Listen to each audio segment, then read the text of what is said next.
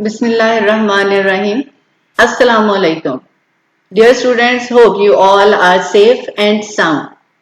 In this lecture, today we will discuss some MCQs of your subject Biology, class 10th. So let's start the lecture.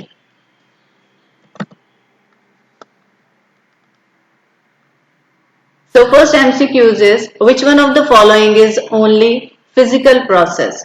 हमने physical process के बारे में बताना है, तो इसका यानी हमें उसमें केमिकल प्रोसेस जिसमें ना आ रहा हो जिस ऑप्शन में, उसको क्लियर करना है. So breathing is a physical process. अगर आपको याद हो तो आपने मैकेनिज्म ऑफ ब्रीथिंग में पढ़ा था कि सिर्फ फिजिकल प्रोसेस जो है उसमें हमने डिस्कस किए कि how our body shows the movement during the breathing. So next second MCQs is, which structure is raised on the surface of plant? It means कि आपने वो MCQs, वो सही ऑप्शन जो है वो टिक करनी है जिसमें ये क्लियर हो कि वो पार्ट ऊपर उभरा हुआ नजर आता है, and that part is the lenticels. Number 3, except stomata, which structure in the gases exchange in leaves?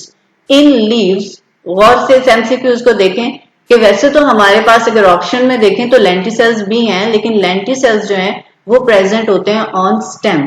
तो क्वेश्चन को उन्होंने थोड़ा सा स्पेसिफिक कर दिया है कि गैसेस एक्सचेंज इन लीव्स जो है वो कैसे होता है. So that is the answer is cuticle. Which system help in the gases exchange in man? इंसानों के अंदर गैसेस एक्सचेंज के लिए कौन सा सिस्टम इस्तेमाल होता है? And the right option is respiratory system.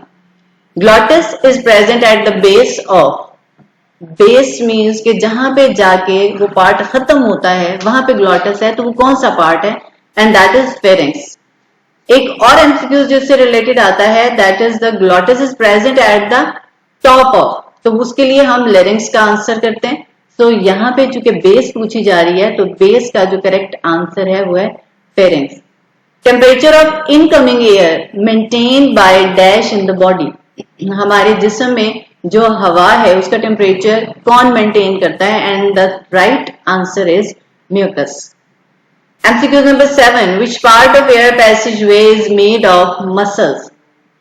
कौन सा पार्ट है एयर पैसेजवे का, यानी हमारे जो रेस्पिरेटरी सिस्टम के जितने ऑर्गन्स हैं उनमें से कौन सा ऐसा हिस्सा है जो कि मसल से मिलकर बना है, उसमें बोन्स नहीं है या कार्टिलेज नहीं है? And the right answer is pharynx. Number 8, alveoli is made up of dash tissues. alveoli जो है वो किन टिश्यूज से मिलके बनी है? so that the answer is epithelial. Number 9 option, which organ is common passage for food and air? खुराक और हवा दोनों किस एक रास्ते से गुजरती हैं? the right answer is pharynx. rib muscles relax during. Rib muscles जो हैं वो किसके दौरान रिलैक्स होते हैं? And right answer is acceleration. Acceleration के दौरान जो है वो रिब मसल्स रिलैक्स होते हैं. Next one is, in normal conditions normal breathing rate is. Normal condition means कि आप भाग दौड़ नहीं रहे हैं, आप रेस्ट की हालत में आप बैठे हुए हैं, कोई सख्त काम नहीं किया आपने, तो नॉर्मल हमारी ब्रीथिंग रेट क्या होती है? 1 मिनट में कितनी दफा हम ब्रीथ कर रहे होते हैं? So answer is 16 to 20 times. During extreme physical activities, breathing rate is. अब यहाँ पे सवाल में क्या कह दिया गया है हमें कि extreme physical activities, यानी आप दौड़ रहे हैं, किसी से लड़ रहे हैं या आप खेल रहे हैं, तो इस दौरान जो है वो आपकी breathing rate कितनी होगी? And the right answer is 30 to 40 times.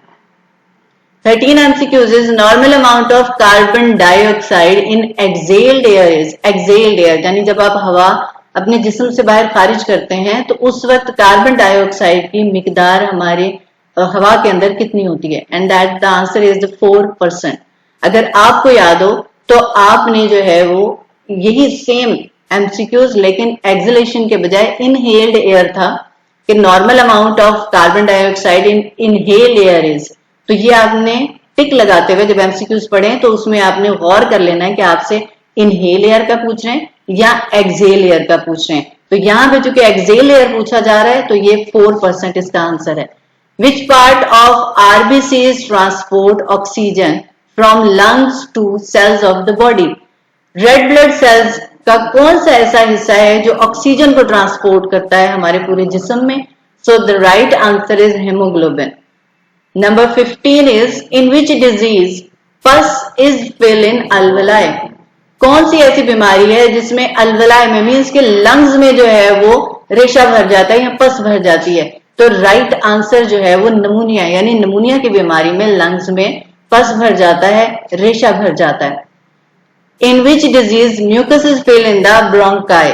Mucus जो है वो किस बीमारी में ब्रोंकाई में फिल होती है? ब्रोंकाई याद रखें कि आपकी सांस की दो नालियां जो लंग्स की तरफ जाती हैं, तो इसमें जब म्यूकस फिल होता है तो इस बीमारी को हम एस्थमा की बीमारी कहते हैं। It's not a नमूनिया। नमूनिया और एस्थमा में दोनों में फर्क याद रखें कि एक में एल्वेलाई में पस भरेगी और दूसरे में जो है ब्रोंकाई में म्यूकस फिल होता है। 17 is mostly at which age people exposed to bronchitis? Bronchitis और खास तौर पे क्रॉनिक ब्रोंकाइटिस जो है वो किन लोगों को ज्यादातर होती है? तो एज 45 या इससे अबव के जो लोग होते हैं उनको होने के चांसेस ज्यादा होते हैं। MCQ number 18, tobacco contain dash chemicals? Tobacco यानी तंबाकू के अंदर जो है वो कितने तरह के मुख्तलिफ केमिकल्स पाए जाते हैं? The right answer is 4000। How many carcinogens are present in the tobacco? तंबाकू के अंदर कार्सिनोजेन जो एक हार्मफुल केमिकल है वो कितने किस्म के पाए जाते हैं?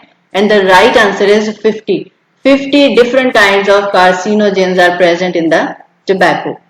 वर्ल्ड नो टोबैको डे, यानी कि पूरी दुनिया में एक दिन सेलिब्रेट किया जाता है जिसमें लोगों को यह बताया जाता है कि तंबाकू नोशी का जो है वो सबसे ज्यादा नुकसान क्या है और इससे कैसे बचा जा सकता है, आप इसको कैसे अवॉइड कर सकते हैं।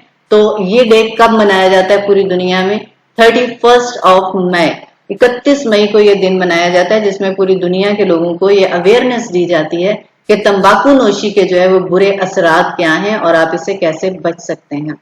Hope students these MCQs will help you in your examination. Stay home, stay healthy, stay safe.